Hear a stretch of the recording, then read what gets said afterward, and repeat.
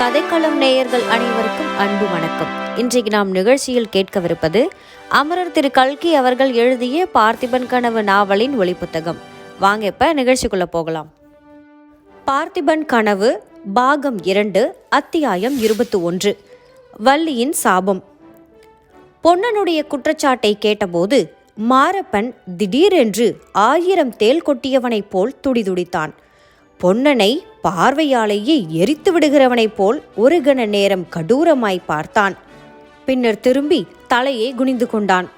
பூபதி, இதற்கு என்ன சொல்கிறாய் என்று சக்கரவர்த்தி இடிக்குரலில் கேட்கவும் மாரப்பனுக்கு மறுபடியும் தூக்கி வாரி போட்டது. ஆத்திரத்தினாலும் கோபத்தினாலும் அவனுக்கு அழுகை வந்துவிட்டது. பிரபோ, இவன் சொல்வது பொய் பொய் பொய். இளவரசனை நான் தூண்டிவிடவில்லை. இவர்களுடைய சதி ஆலோசனையை பற்றி நன்றாய் தெரிந்து கொள்வதற்காக சிறிது காலம் இவர்களுக்கு உதவியாய் இருப்பது போல் நடித்தேன், அவ்வளவுதான். உடனுக்குடனே தங்களுடைய தளபதி அச்சுதவர்ம பல்லவரிடம் எல்லா விவரங்களையும் சொல்லிக் கொண்டிருந்தேன். அப்போது பாவி, துரோகி என்ற மெல்லிய பெண் குரல் கேட்டது. சக்கரவர்த்தி, யாரது என்று அதட்டிவிட்டு சுற்றுமுற்றும் பார்த்தார். அந்த குரல் வள்ளி நின்ற திசையிலிருந்துதான் வந்தது. ஆனாலும் வள்ளி சக்கரவர்த்தி அந்த பக்கம் பார்த்தபோது பரமசாதுவை போல் நின்றாள். மாரப்பன் சிறிது தைரியம் அடைந்து, பிரபோ, விக்கிரமனை இந்த அடிமை தூண்டிவிடவில்லை, இது சத்தியம். அவனை தூண்டிவிட்டது யார் என்றும் எனக்கு தெரியும், சத்தியமாய் தெரியும். சமூகத்தில் கட்டளை பிறந்தால் சொல்லுகிறேன் என்றான். சொல்லு, தைரியமாய் சொல்லு என்றார் சக்கரவர்த்தி. ஜடா மகுடதாரியான ஒரு சிவனடியார் அருள்மொழி ராணியையும் விக்கிரமனையும் அடிக்கடி வந்து பார்த்து கொண்டிருந்தார். அவர் உண்மையில் சிவனடியார் இல்லை, கபட சந்நியாசி. அவர்தான் விக்கிரமனை இந்த பயங்கரமான காரியத்தில் தூண்டிவிட்டார். இதுவரை மௌனமாய் இந்த நாடகத்தை பார்த்து கொண்டிருந்த குந்தவி இப்போது குறுக்கிட்டு, உமக்கு எப்படி தெரியும்?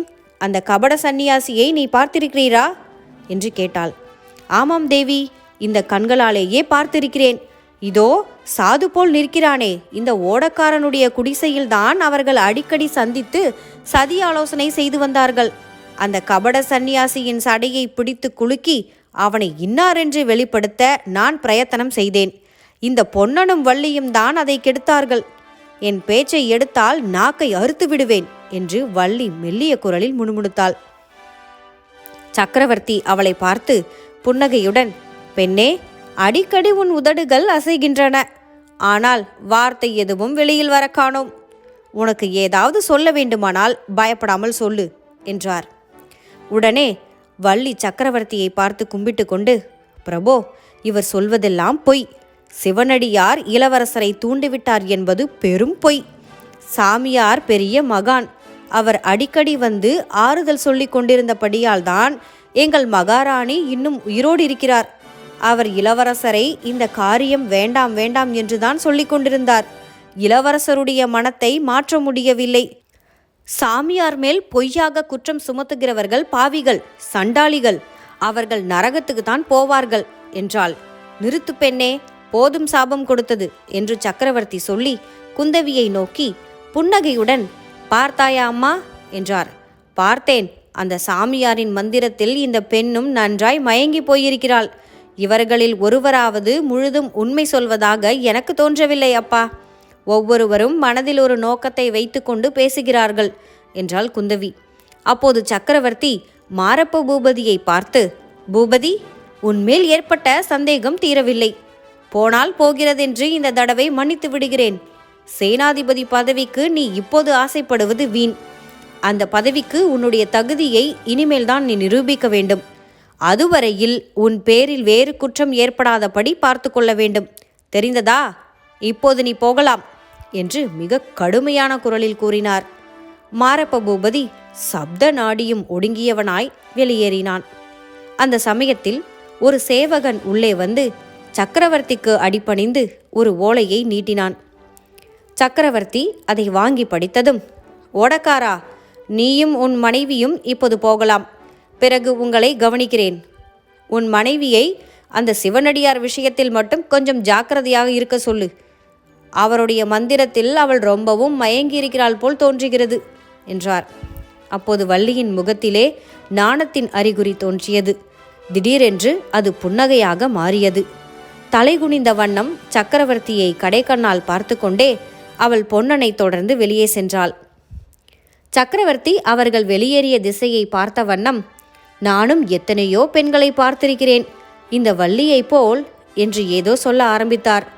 அது இருக்கட்டும் அப்பா, ஏதோ ஓலை வந்ததே, அது என்ன என்று குந்தவி கேட்டாள். போலி சிவனடியாரை பற்றி இத்தனை நேரம் பேசிக் கொண்டிருந்தோம் அல்லவா? உண்மையான சிவனடியார் இப்போது வருகிறார். நகருக்கு வெளியே சென்று அவரை நாம் எதிர்கொண்டு அழைத்து வரவேணும் என்றார் சக்கரவர்த்தி. அவர் யார்? அப்படிப்பட்ட உண்மையான சிவனடியார்? அப்பா, ஒருவேளை நமது அப்பர் பெருமானோ? அவரை பற்றி அன்று கொஞ்சம் அபச்சாரமாக நினைத்தேன். அடிகளை மறுபடியும் தரிசித்து அவரிடம் மன்னிப்பு கேட்க வேண்டும் என்றாள் குந்தவி. குழந்தையாகிய நீ அபச்சாரமாக நினைத்ததனால் அவருக்கு என்ன குறைவு நேர்ந்துவிடப் போகிறது? எப்போதும் சிவானந்தத்திலே திளைத்திருக்கும் மகான் அவர். கொஞ்சம் கூட அதை பற்றி உனக்கு கவலை வேண்டாம் குழந்தாய். இப்போது வரப்போகிறவர் அப்பர் பெருமான் அல்ல, பரஞ்சோதி அடிகள். யார்? உங்களுடைய பழைய சேனாதிபதியா?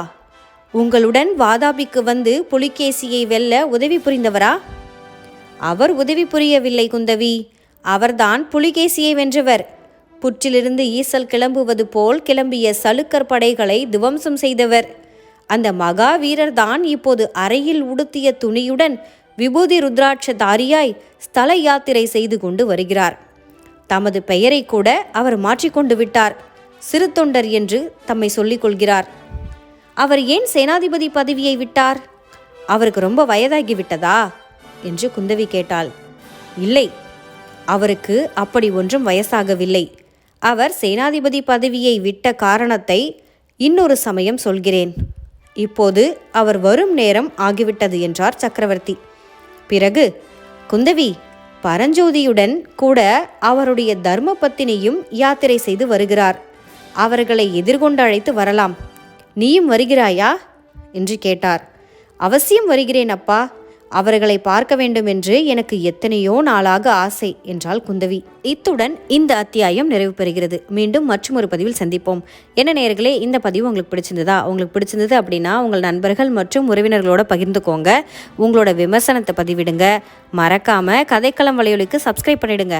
அது மட்டும் இல்லை, நம்மளோட கதைக்களம் வலையொலியில் குழந்தைகளுக்கான ஒளிக்கதைகள், பொன்னியின் செல்வன் ஒளி புத்தகம், ஷாப்பிங் விளாக் இது எல்லாமே இருக்குது. தேவைப்பட்டவங்க, ஆர்வமாக இருக்கிறவங்க அதை போய் பார்க்கணும் அப்படின்னு கேட்டுக்கிட்டு உங்களிடமிருந்து விடைபெறுகிறேன்.